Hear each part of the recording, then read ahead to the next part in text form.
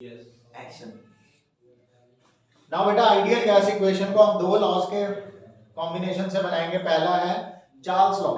Charles law कहता है when pressure is held constant, किसी भी गैस का प्रेशर अगर हम कांस्टेंट रखें तो देन उस गैस की वॉल्यूम बाय टेम्परेचर रेशियो क्या रहेगी? Volume by temperature ratio constant रहेगी। अगर उसका प्रेशर कांस्टेंट है तो उसकी volume by temperature ratio constant रहेगी, यानी वॉल्यूम और टेम्परेचर डायरेक्टली प्रोपोर्शनल होंगे। वॉल्यूम और टेम्परेचर डायरेक्टली प्रोपोर्शनल होंगे। ध्यान से सोचो, जरा ध्यान से सोचो। प्रेशर को हमने बढ़ने नहीं देना, प्रेशर कांस्टेंट रखा हुआ है। मतलब मैंने एक ऐसा वेसल लिया, ध्यान से सुनना, मैंने एक ऐसा वेसल लिया है जो एनक्लोज्ड है, ठीक है, और उसमें पूरी तरह गैस फिल्ड है। हमें पता है गैस की प्रॉपर्टी है जिस वेसल में डाला वैसे ही उतनी ही वॉल्यूम ले लेता है कि नहीं? अब हम क्या कर रहे हैं, हम प्रेशर को कांस्टेंट रखना चाह रहे हैं। तो मैंने क्या किया, मैंने उस एनक्लोज्ड वेसल को जिसके अंदर गैस फिल कर रखी है उसे नीचे से गर्म करना शुरू किया। जब भी हम किसी बॉडी को हीट देते हैं उसकी बॉडी के पार्टिकल्स क्या करते हैं? वाइब्रेट। हीट देना मतलब वाइब्रेशन देना, हीट देना मतलब वाइब्रेशन देना, ठीक है। तो मैंने वेसल को एनक्लोज कर रखा है, ध्यान से सुनो बेटे, मैंने वेसल को एनक्लोज कर रखा है, नीचे से हीट दे दी, टेम्परेचर बढ़ा दिया, टेम्परेचर बढ़ा दिया है। टेम्परेचर बढ़ाने से वाइब्रेशन बढ़ जाएगी, वाइब्रेशंस बढ़ेंगी तो जो गैस के जो पार्टिकल्स हैं वो जो वेसल की दीवारें हैं उस पे जाके टक्कर मारेंगे, फोर्स लगाएंगे, फोर्स लगाएंगे यानी प्रेशर बढ़ेगा। क्या होगा? प्रेशर बढ़ेगा। पर हम कहते हैं कि प्रेशर को कांस्टेंट रखें। तो प्रेशर को कांस्टेंट रखने का तरीका है कि हम सिलेंडर में कोई आउटलेट दें जहां से पार्टिकल्स जो है बाहर निकल सके। अच्छा, जैसे वो कुकर में तो सीटी होती है, समझ रहे हो कि नहीं? हाँ, हम कुछ ऐसा अरेंजमेंट करें कि प्रेशर को हम बढ़ने नहीं देना चाहते। मतलब हम जो हीट दें उससे क्या होगा, जिन पार्टिकल्स ने एनर्जी ली वो बाहर चले जाएं, जिन पार्टिकल्स ने एनर्जी ली वो बाहर चले जाएं, ताकि गैस का प्रेशर चेंज ना हो। बाहर जाने का मतलब वॉल्यूम का बढ़ना, बाहर जाने का मतलब वॉल्यूम एक्सपैंड हो रही है। मैं वही कहना चाह रहा हूं, अगर प्रेशर को आप कांस्टेंट रखना चाहते हो तो टेम्परेचर और वॉल्यूम डायरेक्टली प्रोपोर्शनल होते हैं। This is called Charles law. Experimental law है, प्रूफ भी है, ठीक है। दूसरा लॉ ज्यादा नहीं आपने जाना। दूसरा लॉ बेटे हमारे पास है बॉयल्स लॉ। दूसरा लॉ कौन सा है? Boyle's law. इस बार हम टेम्परेचर को कांस्टेंट रखेंगे, ठीक है। बॉयल्स लॉ क्या कहता है बेटे, when temperature is held constant, when temperature is held constant then pressure into volume is constant. अगर हम टेम्परेचर को कांस्टेंट रखें तो प्रेशर इनटू वॉल्यूम कांस्टेंट आएगा। This is Boyle's law. कहने का मतलब यह है कि प्रेशर और वॉल्यूम इनवर्सली प्रोपोर्शनल है। बेटे कोई ध्यान नहीं दे रहा है सर, आपने कहा कि प्रोपोर्शनल है, इनवर्सली। हां वही इनवर्सली आपको प्रेशर और वॉल्यूम कांस्टेंट है, इनका प्रोडक्ट, यानी प्रेशर नीचे जाएगा, वॉल्यूम और प्रेशर इनवर्सली प्रोपोर्शनल हो जाएंगे। यानी प्रेशर बढ़ेगा तो वॉल्यूम कम होगी, या वॉल्यूम बढ़ेगा तो प्रेशर कम हो जाएगा अगर टेम्परेचर आपने कांस्टेंट रखा हुआ है। इसको कहते हैं बॉयल्स लॉ। अब इन दोनों लॉज को जब हम कंबाइन करते हैं तो हमारे पास इक्वेशन आती है जिसे हम बोलते हैं ideal gas equation. So combining 1 and 2, combining results of 1 and 2, तो हम कह सकते हैं बेटा pressure into volume divided by temperature, ये चीज कांस्टेंट हो गई। Pressure into volume divided by temperature, देखो v by d स्क्वायर नहीं होगा, कंबाइन करने का मतलब है is equal to constant. Volume into temperature constant है, प्रेशर इनटू वॉल्यूम भी कांस्टेंट है, दोनों को कंबाइन किया तो ओवरऑल ये चीज क्या है? कांस्टेंट है। मल्टीप्लाई नहीं कर रहे, कंबाइन कर रहे हैं वैसे ही। समझ रहे हो बेटे? Yes sir. आ रही है मेरी बात समझ? Yes sir. अब बेटे जैसे ही हम इस कांस्टेंट की जो वैल्यू होती है, इस कांस्टेंट की वैल्यू होती है बेटा n into r। इस कांस्टेंट की वैल्यू होती है n into r। तो यहां से हमारे पास इक्वेशन बन जाएगी pv is equal to n into r into t। pv is equal to nRT, इसी को हम कहते हैं आइडियल गैस इक्वेशन। अच्छा बेटे इसमें इसमें n क्या है पहले ये समझो। हाँ ये है number of moles of gas, पता था मुझे। नंबर ऑफ कोई नहीं। मोल्स ऑफ गैस, जो भी हमने गैस ली हुई है, जो हमारी आइडियल गैस है उसमें कितने नंबर ऑफ मोल्स हैं। क्या है? Rydberg constant. नहीं, आर जो है बेटा यूनिवर्सल गैस कांस्टेंट है। आर क्या है? यूनिवर्सल गैस ये मैं जो भी नहीं बोलता। कांस्टेंट। इसकी वैल्यू होती है 8.314। इसकी वैल्यू होती है 8.314 जूल पर मोल इनटू केल्विन, पर मोल इनटू केल्विन। ये इसकी यूनिट होती है 8.314 जूल पर मोल इनटू केल्विन।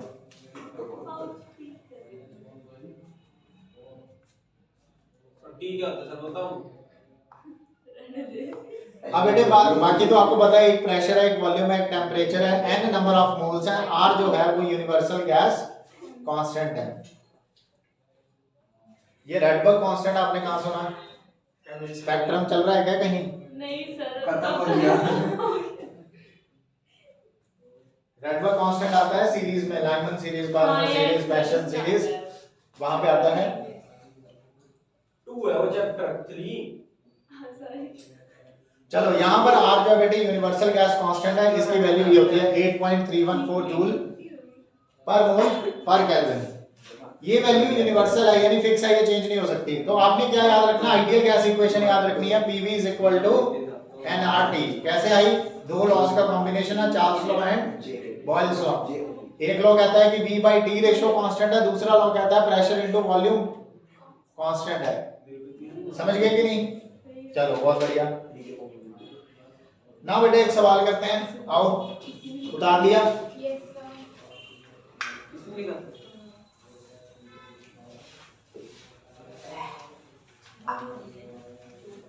बेटे आइडियल गैस के बारे में मैंने आपको इसलिए बताया क्योंकि आपको कोई नई चीज ना लगे कि आइडियल गैस इक्वेशन क्या है। सुनाओ क्वेश्चन लिखो, क्वेश्चन लिखो। For an ideal gas find the value of gamma, find the value of gamma for an ideal gas. बेटे आइडियल गैस के लिए गामा, गामा क्या है? Coefficient of volume expansion. Find the value of gamma for an ideal gas at constant pressure. Pressure कैसा है? Constant है। Pressure constant है। Constant pressure पर आइडियल गैस की, आइडियल गैस का कोएफिशिएंट ऑफ वॉल्यूम एक्सपेंशन निकालो। ठीक है बेटे, आगे समझ में? तो आओ देखो आंसर करते हैं। हमारे पास इक्वेशन क्या होती है आइडियल गैस की? PV = nRT। ये हमारे पास है, प्रेशर इसमें से कांस्टेंट है। अब बेटे मैं क्या करता हूँ, टेम्परेचर को थोड़ा बढ़ा देते हैं। मान लो हमने टेम्परेचर इंक्रीज कर दिया dt अमाउंट से। Let the temperature increases by dt amount. Let temperature increases by dt amount. हमने एक टेम्परेचर थोड़ा सा बढ़ा दिया। टेम्परेचर बढ़ाने से वॉल्यूम भी बढ़ेगी, टेम्परेचर बढ़ाने से वॉल्यूम भी बढ़ेगी। क्या पढ़ा हमने चार्ल्स लॉ में? अगर प्रेशर कांस्टेंट है तो टेम्परेचर बढ़ाएंगे तो वॉल्यूम भी बढ़ेगी। ठीक है कि नहीं? So therefore volume increases by amount dV। मान लो हमने वॉल्यूम बढ़ गई कितने अमाउंट से? dV अमाउंट से। ठीक है बच्चे, अब मेरी बात ध्यान से सुनो। तो हमने प्रेशर हमारा क्या है, इधर देखो सारे, प्रेशर हमारा क्या है? कांस्टेंट। वॉल्यूम हमने बढ़ा दी dV अमाउंट से, n कांस्टेंट है, r कांस्टेंट है, टेम्परेचर बढ़ा दिया dt अमाउंट से। समझे या नहीं? तो हम इसको ऐसे लिख सकते हैं। अच्छा हमें चाहिए गामा। हमें क्या चाहिए? गामा। गामा है तो dV से गामा निकल जाएगा, dV से गामा निकल जाएगा। गामा क्या होता है? Change in volume upon original volume into change in temperature. तो यहां से dV कितना आएगा? Volume into gamma into dt। तो बेटा dV की जगह क्या डाल सकते हैं? Volume into gamma into dt = nR dt। Yes और नो? तो बेटा dt से dt क्या हो गया? उड़ गया। यहां से गामा की वैल्यू निकल जाएगी बेटे, गामा की वैल्यू क्या आएगी, n into R divided by PV, yes और no, n into R divided by PV. अच्छा पीवी को हम ऐसे भी तो लिख सकते हैं, PV is equal to NRT, ideal gas equation. तो पीवी को लिख दो, पीवी की जगह क्या लिख दो, n into R into T, तो एनआर से एनआर उठ गया, तो गामा की वैल्यू क्या आई, 1/d, यानी टेम्परेचर का रेसिप्रोकल होता है गामा आइडियल गैस के लिए। आइडियल गैस के लिए टेम्परेचर का रेसिप्रोकल होता है गामा, अगर प्रेशर कांस्टेंट है आइडियल गैस का। तो अगर किसी आइडियल गैस का प्रेशर कांस्टेंट है तो उसका जो गामा होगा वो टेम्परेचर का रेसिप्रोकल होगा, ठीक है कि नहीं बेटे? हाँ जी सर। ओरिजिनल टेम्परेचर का, ठीक है? Any doubt sir? तो बेटे इसको उतार लो, बढ़िया,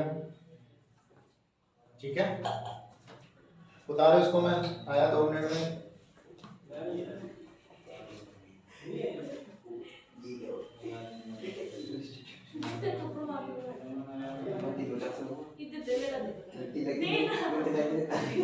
मैं तो गया ही सर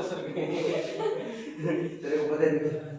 ओ हॉटस्पॉट है नहीं, नेट देख ले तो पहले पहले नेट देख कितना ये क्या चल ये देख कितना हो गया मेरा। आज पूरे दिन से बात करके मैं पागल है क्या? I online full day, online online full day, online जो भाई समझ नहीं आता मेरे घर से आता है। और कुछ तो तूने का मैसेज इसके फोन में नहीं, मेरे से चैट करके देख तुम हमारे मैसेज डिलीट हो जाते हैं। तुम मत करेंगे भाई देख तुम वो यार 2 दिन हो गए इंटर चल नहीं रहा। आज केमिस्ट्री कितनी लगेगी?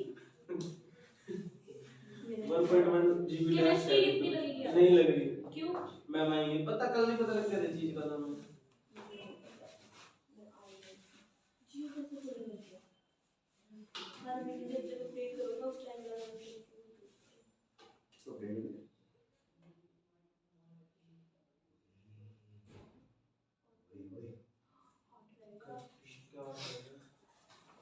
उतार लिया यस बेटा। Next topic is anomalous behaviour of water.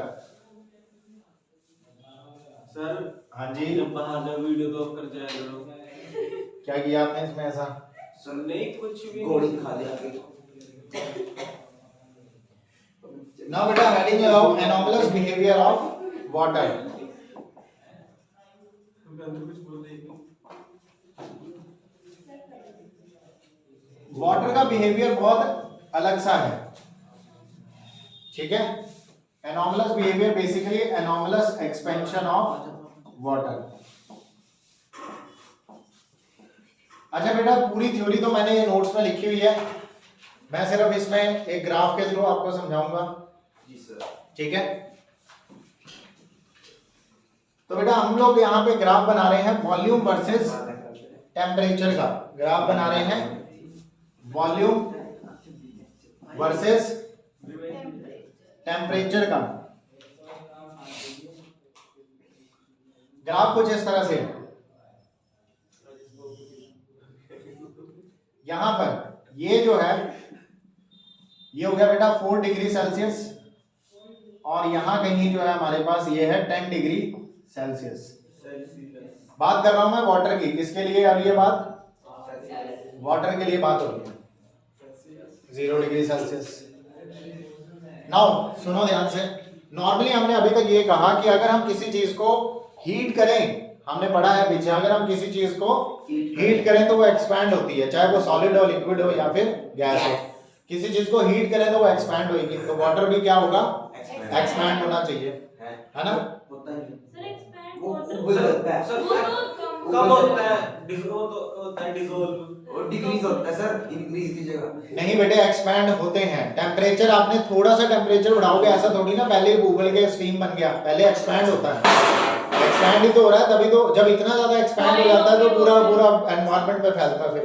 पूरा चलो खैर, मैं ये कह रहा हूँ, सुनो, दूध भी तो है। हाँ तो लेकिन दूध का बिहेवियर एनोमलस नहीं है, सिर्फ वाटर का बिहेवियर एनोमलस है। तो अब सुनो वाटर का बिहेवियर कैसा है। नॉर्मली हम ये कहते हैं कि जब हम किसी चीज को गर्म करें तो वो चीज क्या होती है, एक्सपैंड होती है। तो वाटर भी एक्सपैंड होता है नो डाउट, लेकिन कुछ पर्टिकुलर रेंज में एक्सपैंड होता है, ठीक है। आप ध्यान से देखो 4 डिग्री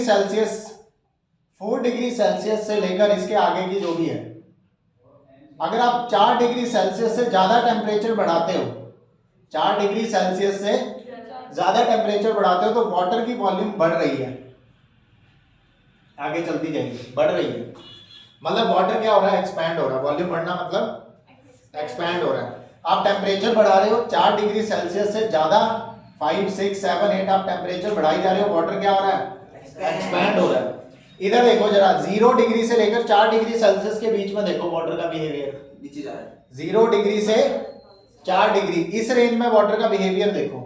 जब हम टेम्परेचर बढ़ा रहे हैं तो वाटर की वॉल्यूम कम हो रही है, यानी वाटर क्या हो रहा है, कॉन्ट्रैक्ट हो रहा है, एक्सपैंड होने की बजाय। अरे बेटे देख लो इधर, स्टार्टिंग में कॉन्ट्रैक्ट होता है, बाद में एक्सपैंड होता है। हाँ जी, आप 0 डिग्री सेल्सियस से वाटर को हीट करना शुरू कर रहे हो, 0 डिग्री सेल्सियस से आपने टेम्परेचर बढ़ा रहे हैं 1 degree, 2 degree, 3 degree, 4 degree, water expand होने की बजाय कॉन्ट्रैक्ट हो रहा है, उसकी वॉल्यूम कम हो रही है। सबसे मिनिमम वॉल्यूम कहाँ है, 4 डिग्री सेल्सियस पे उसकी वॉल्यूम मिनिमम है। इसके बाद बिहेवियर नॉर्मल है। एबनॉर्मल इस रेंज में है, एबनॉर्मल बिहेवियर वाटर का इस रेंज में है। एनॉमलस मतलब अजीब सा बिहेवियर, क्यों सर? हाइड्रोजन बॉन्डिंग की वजह से, हाइड्रोजन बॉन्डिंग। ठीक है।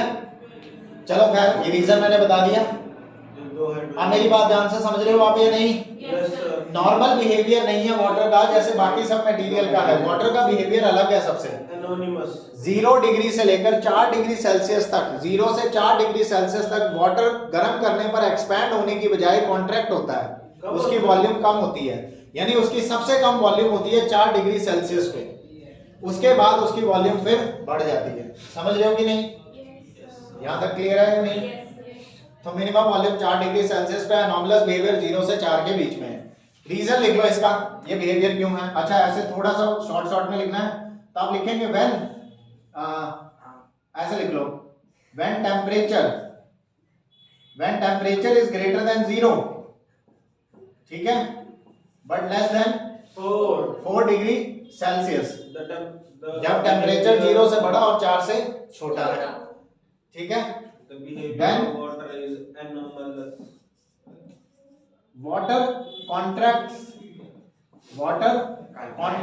on heating. This is called anomalous behavior. This is called anomalous behavior. Yes or no? Yes sir.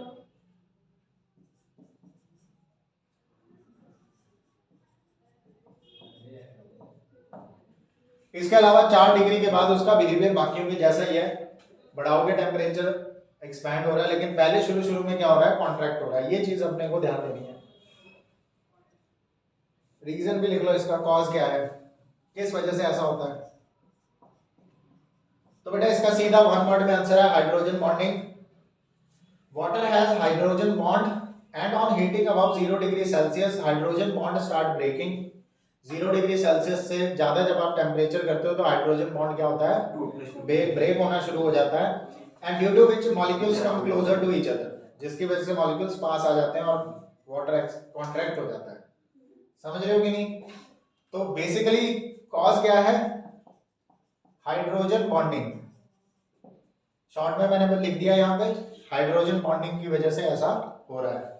जब आप 0 डिग्री सेल्सियस से, हाइड्रोजन बॉन्ड वीक बॉन्ड है, पता है ना? हाइड्रोजन बॉन्ड वीक बॉन्ड है, आसानी से टूट जाता है।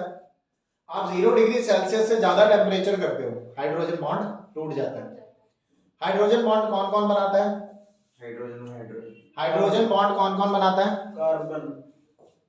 बेटे 3 ऐसे एलिमेंट हैं जो हाइड्रोजन बॉन्ड बना सकते हैं, और वो 3 एलिमेंट आपके सबसे प्यारे एलिमेंट्स, आपके मनप्रिय दीपू। उन 3 एलिमेंट्स का नाम है phone. Fluorine, oxygen, nitrogen. Fluorine, oxygen and nitrogen, सबसे प्यारे है ना फोन। फ्लोरीन, ऑक्सीजन और नाइट्रोजन को छोड़ के कोई भी हाइड्रोजन बॉन्ड नहीं बनाता है। यही 3 है हाइड्रोजन बॉन्ड बनाने वाले। नो होना चाहिए। यस और नो? वो दे नीचे अभी आपने देखा ऑक्सीजन है, वाटर में क्या है? ऑक्सीजन है। ऑक्सीजन को मिला हाइड्रोजन, बना लिया उसने हाइड्रोजन बॉन्ड। फ्लोरीन को मिला हाइड्रोजन, बनाएगा हाइड्रोजन बॉन्ड। नाइट्रोजन को मिला हाइड्रोजन, बनाएगा हाइड्रोजन बॉन्ड। तो बेटे हाइड्रोजन बॉन्डिंग ये 3 लोग करते हैं। वैसे बता रहा हूं, हाइड्रोजन बॉन्डिंग के लिए 2 कंडीशंस हैं। पहला, मटेरियल इलेक्ट्रोनेगेटिव होना चाहिए अच्छा खासा। इलेक्ट्रोनेगेटिव मतलब tendency to gain electrons. Fluorine most electronegative element of the periodic table. Oxygen उससे कम, नाइट्रोजन उससे कम है, लेकिन इससे भी अच्छे, इससे ज्यादा इलेक्ट्रोनेगेटिविटी वाले एलिमेंट्स भी हैं नाइट्रोजन से ज्यादा, लेकिन वो हाइड्रोजन बॉन्डिंग नहीं करते। हाइड्रोजन बॉन्डिंग के लिए 2 कंडीशंस हैं। पहली, हाई इलेक्ट्रोनेगेटिविटी। दूसरा, small size. High electronegativity and small size. मैं ये एक्स्ट्रा इंफॉर्मेशन ऐसे ही देता रहता हूँ कि शायद आपके काम आ जाए कभी। ठीक है कि नहीं? Yes sir. चलो खैर वापस आते हैं अपने टॉपिक पे। आपको समझ में आ गया? अब ये जो वाटर का एनॉमलस बिहेवियर है ना, ये बड़े काम की चीज है। कुदरत का करिश्मा है, आप ऐसा समझो। हाँ जी, वाटर जो बनाया गया है वो एक ऐसा मटेरियल बनाया है नेचर ने जो बहुत ही अलग तरह का मटेरियल है। मतलब भगवान एक बहुत तगड़ा इंजीनियर है और उसने उसको मटेरियल ऐसा बनाया कि 0 से 4 डिग्री पे वो क्या करे? कॉन्ट्रैक्ट करे। और इसके बहुत सारे फायदे हैं, वरना तो सारी एक्वेटिक लाइफ मर जाती है सर्दियों में। अगर वाटर का बिहेवियर एनॉमलस ना होता तो सारी की सारी मछलियां मर जाती, सर्दियों में क्या हो जाती? मर जाती, जम जाती। बेटे लेक जो होता है, बहुत ज्यादा ठंड पड़ने पर, जो ठंडी ठंडी कंट्रीज होती हैं, ज्यादा ठंड होती है तो लेक्स का सिर्फ ऊपर वाला सरफेस जमता है, नीचे वाला पानी नहीं जमता। ऐसा क्या है, क्या ऊपर और नीचे वाले को ठंड नहीं मिलती? बेटे इसका कारण है एनॉमलस बिहेवियर ऑफ वाटर। यानी कुदरत ने, मैं वही कहने वाला था कि नेचर ने कुछ इस तरह से सेटिंग कर रखी है कि एक्वेटिक लाइफ को बचाने के लिए वाटर का नेचर ऐसा बनाया है। समझ रहे हो कि नहीं? चलो और समझते हैं इसको। ये कोई डाउट है इसमें?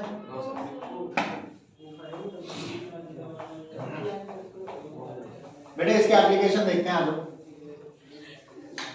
एनॉमलस बिहेवियर की वजह से बड़ा कुछ होता है। एग्जांपल लिख लो। पहला एग्जांपल है बर्निंग ऑफ वाटर पाइप। पहला एग्जांपल है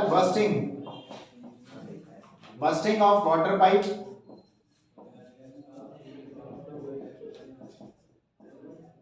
इन कोल्ड कंट्रीज। बेटे ज्यादा ठंडे इलाकों में, ज्यादा ठंडी कंट्रीज में ऐसा होता है कि पानी की पाइपें फट जाती हैं। हाँ सर, कनाडा। ठीक है, पानी की पाइपें इसलिए फट जाती हैं, क्यों फट जाती हैं? क्योंकि वहां का टेम्परेचर 4 डिग्री सेल्सियस से कम है, लो है, ठंडे इलाके हैं। और 4 डिग्री सेल्सियस से जब टेम्परेचर गिरता है, सुनो यार इधर भी ध्यान दे दो दीपक, 4 डिग्री सेल्सियस से टेम्परेचर कम हो जा रहा है और जब टेम्परेचर 4 डिग्री सेल्सियस से नीचे आएगा तो वाटर फट जाएगा, एक्सपैंड होना शुरू कर देगा। कम कर रहे हैं ना टेम्परेचर। अब होना क्या चाहिए? टेम्परेचर बढ़ाए तो एक्सपैंड करे, टेम्परेचर कम करें तो कॉन्ट्रैक्ट करे। अब ये उल्टा हो रहा है, टेम्परेचर कम करने पर वो एक्सपैंड हो रहा है। समझ रहे हो कि नहीं बेटे? जब हम टेम्परेचर को 4 डिग्री सेल्सियस से नीचे आ जाता है, कोल्ड कंट्रीज की बात कर रहा हूँ, सर्दियों का मौसम है आजकल जैसा, जब टेम्परेचर 4 डिग्री सेल्सियस से कम हो रहा है तो वाटर कॉन्ट्रैक्ट होने की बजाय क्या कर रहा है? एक्सपैंड कर रहा है। बेटे ग्राफ देखो, 4 डिग्री सेल्सियस के नीचे बढ़ रही है वॉल्यूम, 4 से इधर को आ रहे हैं, वॉल्यूम बढ़ रही है। 4 पे जब जाएंगे ना दोबारा तो कम हो जाएगी। अब वाटर एक्सपैंड होता है और वाटर पाइपों को फाड़ देता है फिर, इसलिए वाटर पाइप्स बर्स्ट हो जाती हैं कोल्ड कंट्रीज में, क्योंकि वाटर क्या करता है? एक्सपैंड होता है जहां ज्यादा ठंडी कंट्रीज होती हैं। आ रही है मेरी बात समझ? जगह नहीं मिलती उसे, एक्सपैंड तो उसने होना ही है, ठंडी इतनी ज्यादा है, 4 डिग्री सेल्सियस से कम हो रहा है। जैसे ही टेम्परेचर, वाटर एक्सपैंड होने की कोशिश करता है, वाटर पाइप्स में जगह नहीं है तो वाटर पाइप्स फट जाती हैं, इसलिए खुली खुली बनाते हैं वो वाटर पाइप। ठीक है, आगे चलें। दूसरी बेटा इसकी प्रॉपर्टी है क्रॉप्स डिस्ट्रॉय हो जाती हैं। क्रॉप्स डिस्ट्रॉय हो जाती हैं sometimes in cold nights, sometimes in cold nights. इसलिए ठंडे इलाकों में ज्यादा क्रॉप्स भी नहीं होती। क्यों? देखो बेटे, आपको पता है क्रॉप्स की स्टेम्स में वाटर ही तो होता है। अगर ज्यादा ठंड पड़ी तो वाटर ने होना एक्सपैंड, जैसे पानी की पाइप फटी वैसे उनकी स्टेम भी फटेगी। स्टेम फटेगी तो क्रॉप्स डिस्ट्रॉय हो जाएगी। यस और नो? मतलब वाटर की ये जो एनॉमलस बिहेवियर है ना एक्सपेंशन का, इसकी वजह से ये दो प्रॉब्लम्स आ रही हैं। तीसरी चीज, ice freezes only on the surface of lakes. आइस freezes only on the surface of lakes. तो लेक्स क्योंकि वो एक स्थिर वाटर होता है, वो मोशन में होता है, इसीलिए Only on the surface of lakes. Sukhna lakes. बेटे सिर्फ ऊपर की सतह जमती है, ऊपर वाली लेयर जमती है, नीचे पानी ही रहता है, चाहे जितनी मर्जी ठंड हो जाए। है हाँ जी। सर्वकार पर जो आइस हॉकी खेलते हैं लेक्स। हाँ, तो वो ऊपर ही होता है, नीचे पानी ही होता है। वो मोटी लेयर होती है। ठीक है, तो जो सरफेस वाली लेयर है वो बर्फ बन जाती है, लेकिन नीचे पानी बर्फ नहीं बनता। समझ रहे हो कि नहीं? और इसलिए एक्वाटिक लाइफ सेफ रहती है, क्योंकि एक्वाटिक लाइफ सारी पानी में नीचे होती है। ठीक है कि नहीं बेटे? लेक्स में जो भी ऑर्गेनिजम्स रहते हैं अगर जम गए तो फिर तो मर जाएंगे वो, तो नेचर ने पहले से सेटिंग कर रखी है ऐसी। ठीक है कि नहीं? एनॉमलस बिहेवियर दे रखा है वाटर को।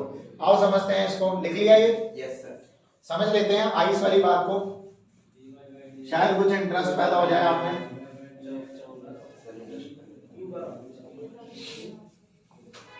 बेटे मान लो ये है रिवर या कोई भी लेक है, मछली है। ठीक है,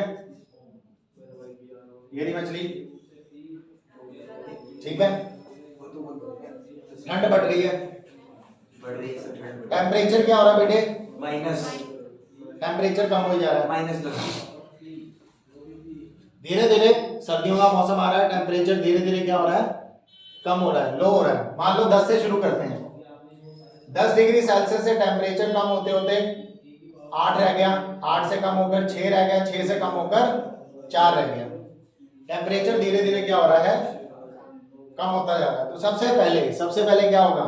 ये जो सरफेस का है, सबसे पहले क्या होगा? जो सरफेस पर है पानी, उसका टेम्परेचर कितना हो जाएगा? 4 डिग्री सेल्सियस, क्योंकि एटमॉस्फेयर में ठंडा है। अब धीरे धीरे बेटे 4 से जब टेम्परेचर कम हो रहा है, 4 से 2, ये टेम्परेचर गिर गया 4 से 2 पे, तो क्या होगा? वाटर फटेगा, एक्सपैंड होगा। वाटर क्या होगा? एक्सपैंड होगा, उसकी वॉल्यूम क्या हो जाएगी? बढ़ जाएगी। यस और नो? Yes sir. जैसे उसकी वॉल्यूम बढ़ेगी, वाटर की वॉल्यूम बढ़ेगी, तो बेटा वाटर की डेंसिटी क्या हो जाएगी?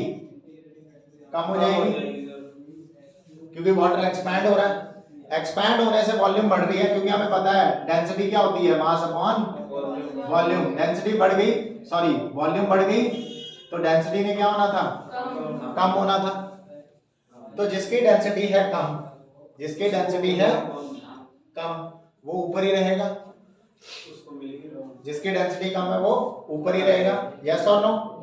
अब मान लो ऐसा नहीं है कि एकदम से सबसे पहले यही ठंडा हुआ। आप ध्यान से सुनो कि सिर्फ सरफेस का पानी ठंडा है, नीचे का पानी ठंडा नहीं हुआ, ऐसा नहीं होता बेटे। क्या होता है? हीट की प्रॉपर्टी है कोल्ड से हॉट की तरफ जाएगी।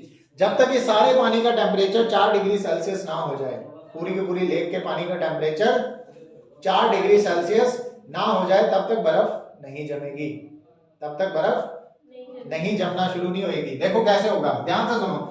सबसे पहले बेटा इसका टेम्परेचर 4 डिग्री सेल्सियस, ठीक है।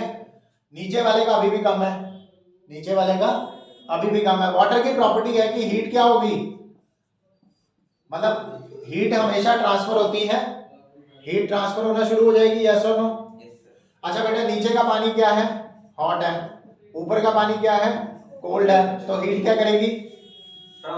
हॉट से कोल्ड की तरफ ट्रांसफर होगी। यस और नो? अब जैसे इस पानी का टेम्परेचर 6 डिग्री सेल्सियस है, मान लो जो नीचे है डीप में, ऊपर वाले का 4 डिग्री सेल्सियस, क्योंकि वो सीधा एटमॉस्फेयर के साथ कांटेक्ट में है। अब होगा क्या?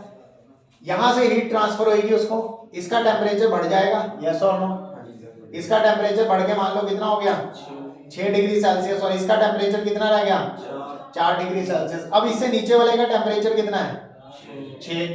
इसने इसको ट्रांसफर की heat hot to cold, hot to cold, इसका टेम्परेचर हो गया फिर 6, इसका हो गया फिर 4। उसका तो 8 होगा, हाँ उसका 8 हो जाएगा सर फिर। नहीं अभी 6 है ना, मतलब ऐसे धीरे धीरे क्या होगा, सबसे नीचे वाली लेयर जब 4 डिग्री सेल्सियस पे आएगी, फिर उससे ऊपर वाली लेयर 4 डिग्री सेल्सियस पे आएगी, फिर उसके ऊपर वाली लेयर 4 डिग्री सेल्सियस पे आएगी, और ऐसे करते करते जब लेक का पूरा पानी 4 डिग्री सेल्सियस पे आ जाएगा, समझ रहे हो कि नहीं, तब बर्फ जमेगी।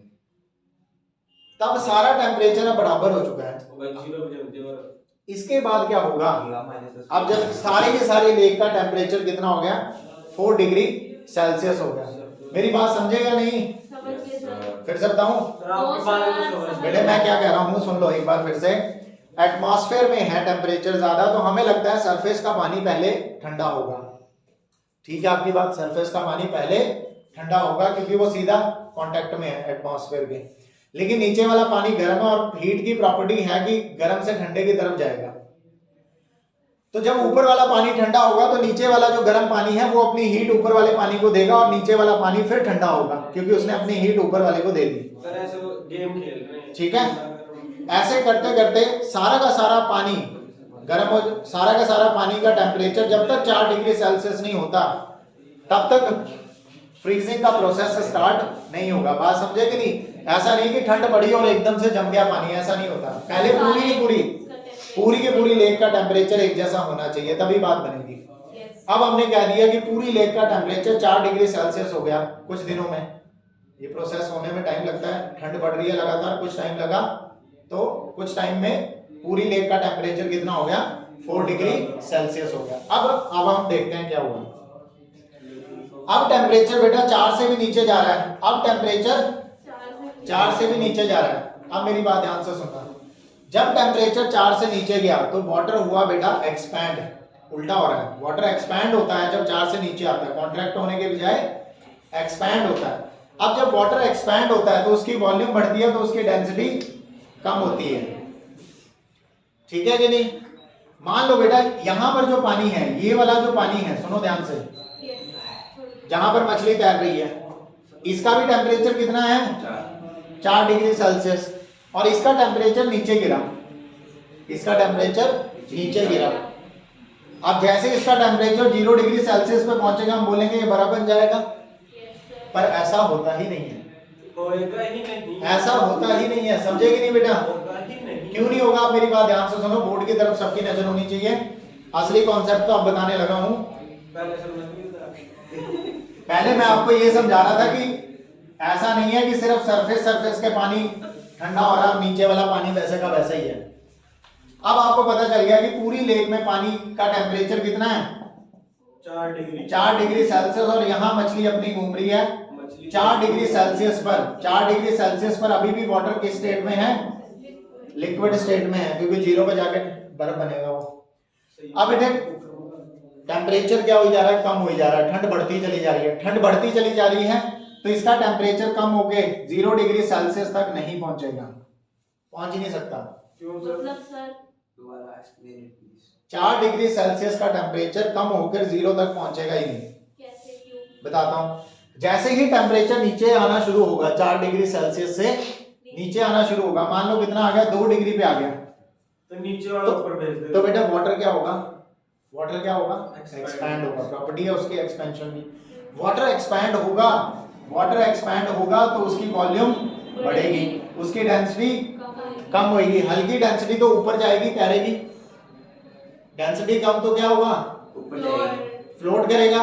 तो यहाँ वाला पानी जैसे ही टेम्परेचर कम होगा उसकी डेंसिटी कम हो जाएगी, और डेंसिटी कम होने की वजह से कहाँ जाएगा, ऊपर ऊपर जाएगा। समझ रहे हो कि नहीं, समझ रहे हैं।